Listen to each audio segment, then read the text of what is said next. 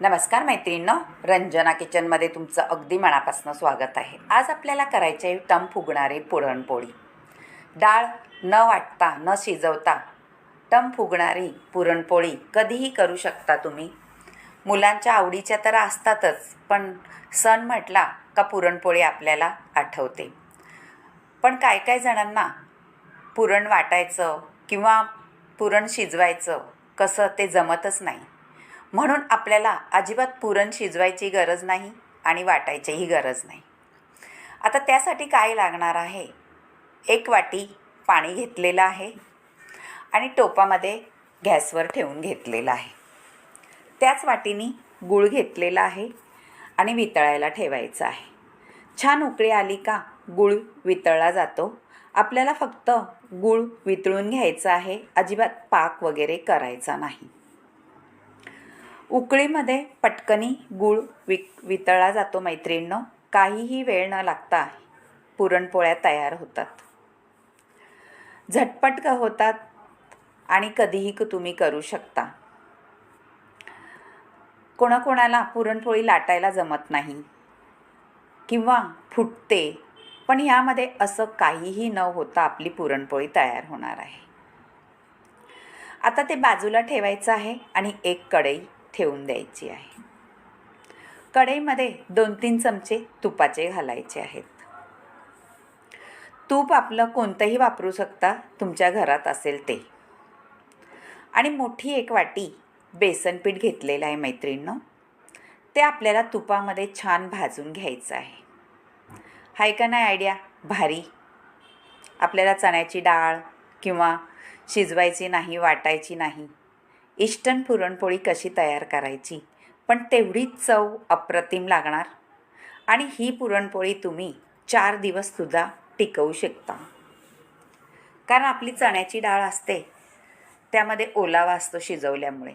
पण आपण ही शिजवतच नाही अजिबात, म्हणून 4 दिवस नक्की ही पुरणपोळी टिकू शकते. आता 2 मोठे चमचे बारीक रवा घातलेला आहे मैत्रिणींनो, जो आपण चिरोट्याला वापरतो तो.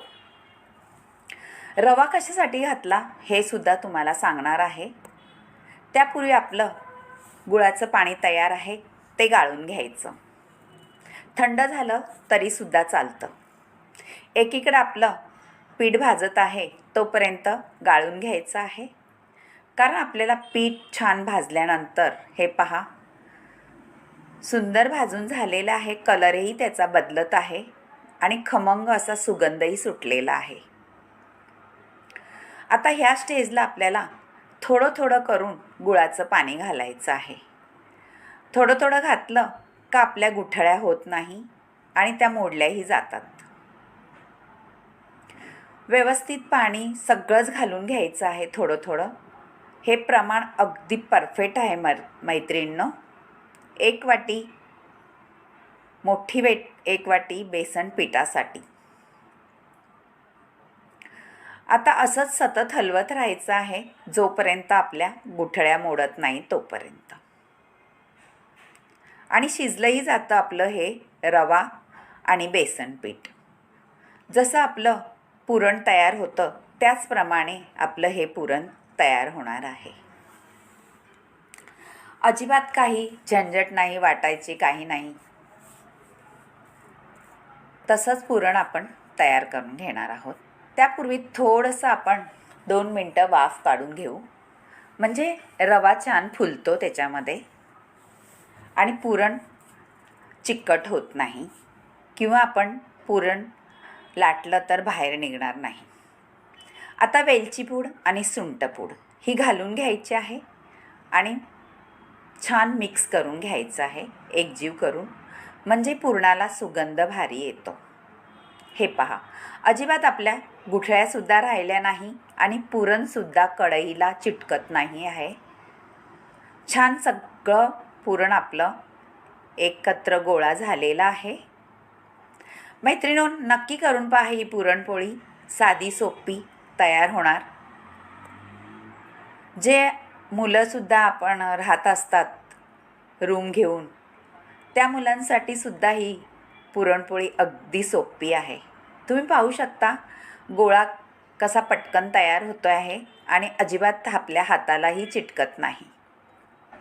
आता परत एकदा आपण थंड झाल्यानंतर मिक्स करून घ्यायचं आहे ते आणि त्याचे आपल्याला जसे पुरणपोळी लाटायची आहे त्याप्रमाणे गोळे करून घ्यायचे आहेत.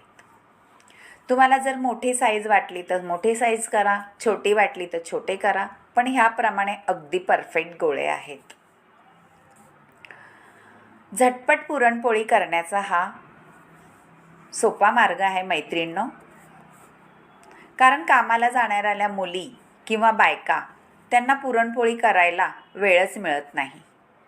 पण ही पुरणपोळी तुम्ही सकाळी जरी करून ठेवलं तर संध्याकाळी येऊन तुम्ही पोळ्या नक्कीच करू शकता.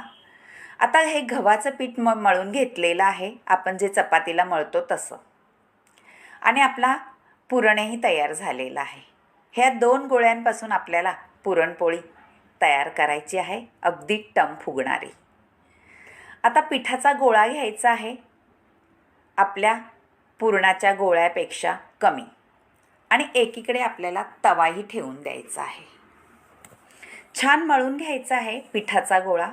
मैदा न वापरता आपल्याला पुरणपोळी होते, कारण ही पुरणपोळी अजिबात फुटत नाही किंवा पुरण बाहेर पडत नाही आणि टम फुगणारी मऊ लुसलुशीत अशी पुरणपोळी तयार होते. कुठे प्रवासाला गेला तरीसुद्धा ही पुरणपोळी तुम्ही नक्कीच घेऊन जाऊ शकता, कारण ती खराबही होत नाही.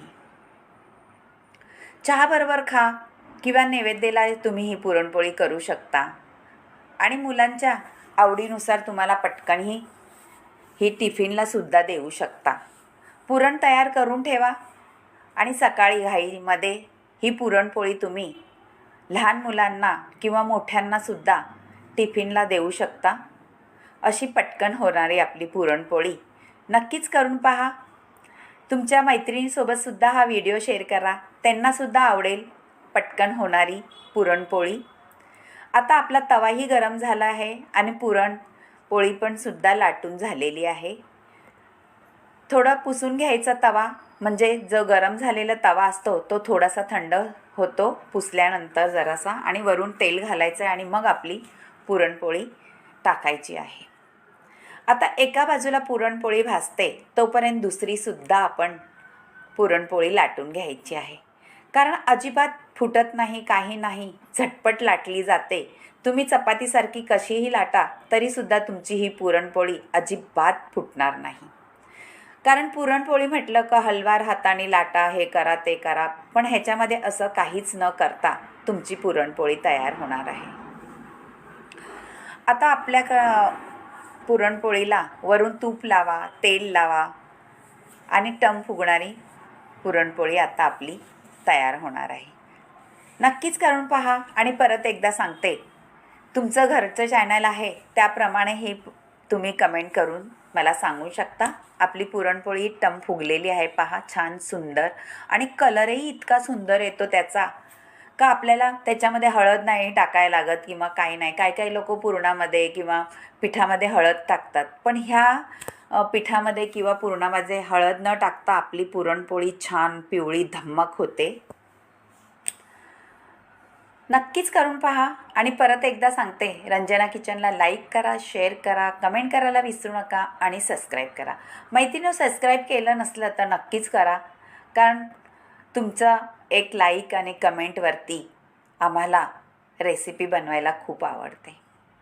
आता आपल्या पुरणपोळ्या आपण सगळ्या करून घेणार आहे आणि मग तुम्हाला वाढायचं कसं हे सुद्धा सांगणार आहे. पुरणपोळी म्हटलं का होळीला करतो आपण, किंवा काही सण असला, देवाला नैवेद्य दाखवायचा असला किंवा पूजा असली तर पुरणपोळीचा नैवेद्य लागतोच. पण अशी ही पुरणपोळी पटकन होणारी नक्कीच करून पाहू शकता तुम्ही, आणि झटपट करून कधीही खाऊ शकता. झालेले आता वाढूनही दाखवणार आहे. हे पहा, सुंदर कलरही आलेला आहे आपल्या पुरणपोळीचा. आता मुलं मागे लागलेत, द्या पटकन द्या पटकन, म्हणून मी त्यांना आता देणार आहे एक पुरणपोळी छान कापून कटरच्या साह्याने हे पहा आतपर्यंत पूर्ण पुरण भरलेलं आहे. पहा किती सुंदर दिसते आपली पुरणपोळी. कलरही भारी आणि दिसायलाही अप्रतिम. करून पहा नक्कीच. बाय मैत्रिणो, भेटूया अशाच नवनवीन रेसिपीमध्ये. तोपर्यंत पुरणपोळीचा स्वाद घ्या. झटपट पुरणपोळी. आता मुलांना कापून मी देणार आहे.